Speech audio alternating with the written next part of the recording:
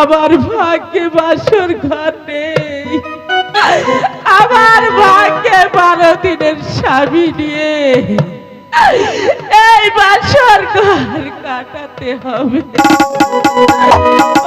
পতি, তুমি শুয়ে থাকো, আমি তোমাকে মাথায় হাত বুলিয়ে দিই।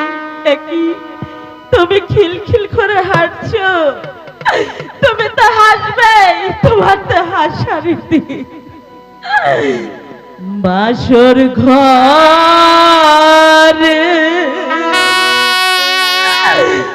শুয়ে